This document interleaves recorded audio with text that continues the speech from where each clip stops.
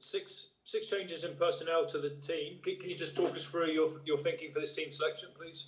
Well, it's the best 23 for this game, mate. We've got a few knocks and bruises from the last game.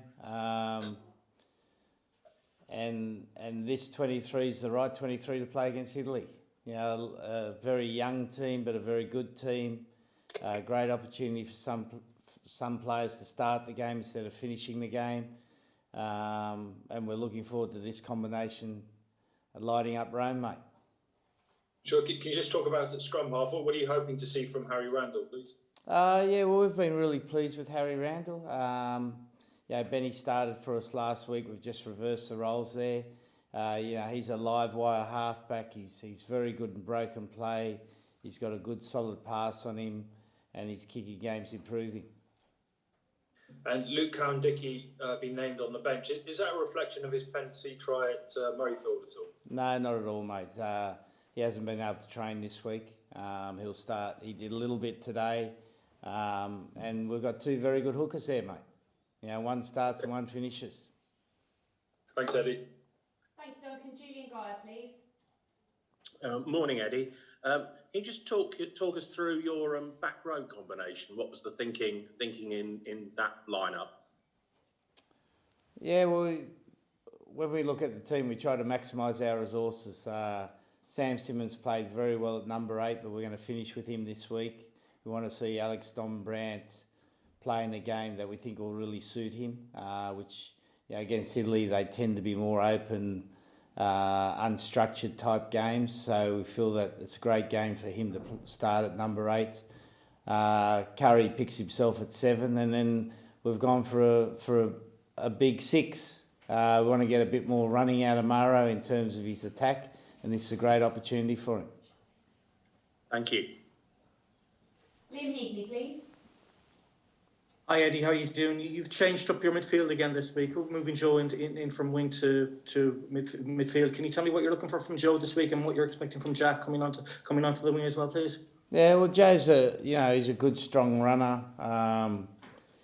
He can hit the front line really well, which we maybe missed a little bit last week. But given that he had such a restricted training time, it was difficult for him to play 13 last week. So Elliot will move back as a finisher, and Jack Knowles had 3 solid weeks of training with us. Now we believe he's fully fit and ready to play, and he's got that work rate, that bounce in his step. I haven't seen him this sharp since probably 2016. Okay, and you've got a new name on the bench then, in Ollie Chesham. Can you give us an insight into what he's like? What sort of a character is he? Yeah, he's a workhorse, mate. He's a traditional 6-stroke 4, hard worker, good basics, likes doing the tough stuff. Thanks, Liam. And we'll finish up then with Martin Gillingham, thanks. Eddie, Henry Slade, 12 on his back. Is that his best position, or should we just simply ignore the number on his back? In other words, is it just really a numberless back line again? 100%, mate. The latter? Yeah. Thank you. Hi, Jeremy, we've got a question for the live, yeah?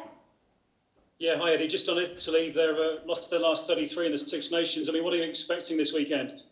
Well, they're a well-coached team, mate. I think they've made some really rapid progress under Kieran Crowley, who we know is a very good coach. He's coached successfully at Canada, did a great job with Benetton Treviso, knows the Italian rugby culture, speaks a little bit of bad Italian. I wouldn't say it's good Italian, but he speaks Italian. And is a good man to lead them, great rugby knowledge. And they've got some good young players coming through. If you look at the history of their 20s over the last 4 or 5 seasons, they've done exceptionally well. And now they're getting guys like Gabrizi coming through and being good enough to keep a World Cup winner in Pollard on the bench at Montpellier. Lamaro, the 7, is a very tough, strong competitor and, would make most international teams. And Negri, he's got all that Zimbabwean beef with the Italian accent. He brings a bit of bit of carry to the bit of front foot rugby to their pack. So, yeah, they're not a team you can underestimate. You have to play well to beat them, and I'm sure on Sunday Kieran's going to have them well prepared.